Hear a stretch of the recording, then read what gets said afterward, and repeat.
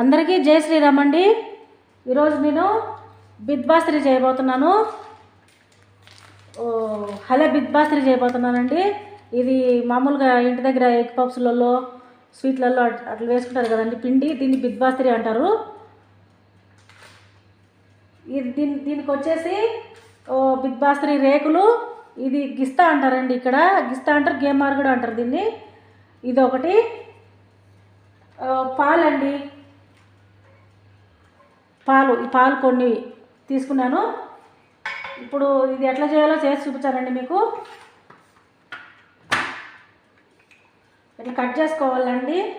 ఇట్లా కట్ చేసుకొని కొంచెము ఆలివ్ ఆయిల్ వేసుకుందాము కింద గిన్నెలో. ఇది క్లినిక్స్ అండి. క్లినిక్స్తో ఇట్లా అనుకొని అడుగేమంటాము, కాకపోతే కొంచెము ఆయిల్ ఉంటేనే బాగుంటుంది.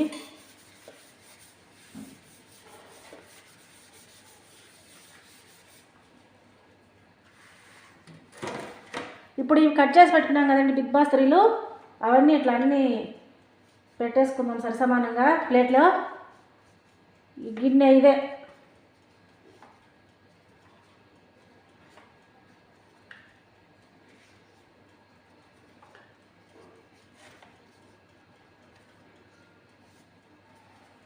ఇట్లా అన్నీ పెట్టేసుకుందామండి.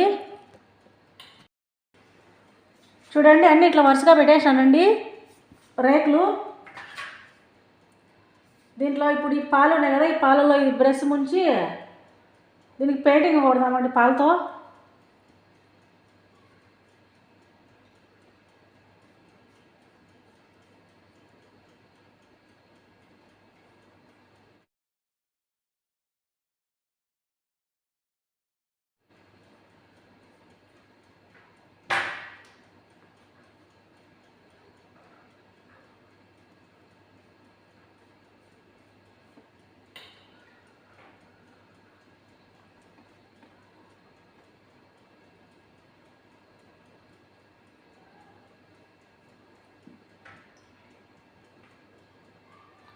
పెయింటింగ్ కొట్టేది అయిపోయిందండి. బిద్బాస్త్రి రేకులకు పెయింటింగ్ కొట్టేసినాను. పెయింటింగ్ పాల పెయింటింగ్ అండి, పాలతో. చూడండి, దీన్ని ఎదుగు ఇంకా ఓవెన్లో పెడదాము. చూడండి, రెడీ అయినాయండి బిద్బాస్త్రి. ఈ ఓవెన్లో పెట్టేసిన తర్వాత ఇట్లా పొంగినాయి మంటకి.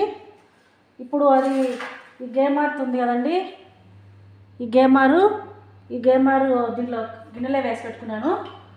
ఇది వచ్చేసి ఇట్లా ఇది ఇచ్చుకునింది కదా, ఇట్లా ఇచ్చుకునే దాంట్లో ఇట్లా పెట్టాలి. గేమార్ ఇట్లా పెట్టేసి ఇట్లా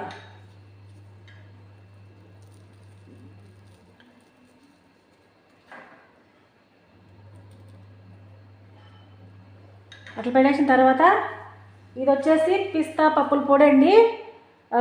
ఈ రోజా పూల మొగ్గలు ఉంటాలా, అవి ఈ ఎండిపోయినవి అంత రేకులు అన్నీ దీంట్లో వేసి కలిపినానండి.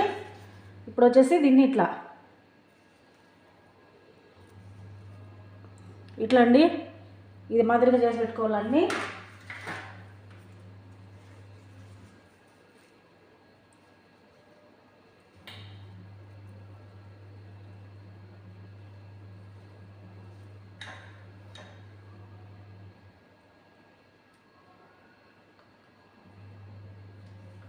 ఇది పాల మీగడలాగా ఉంటుందండి గేమార్ అనేది.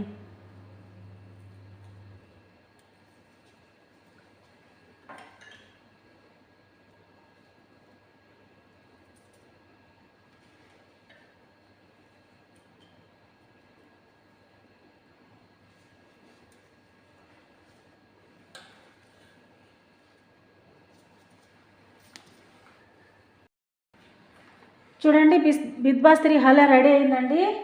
ఇది వేసానండి దీనిపైన కొంచెం ఇట్లా, దీంతో స్పూన్తో.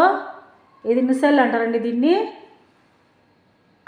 నా వంట మీకు నచ్చేటైతే కన్నా లైక్ చేయండి, షేర్ చేయండి, సబ్స్క్రైబ్ చేయండి, కామెంట్ చేయండి.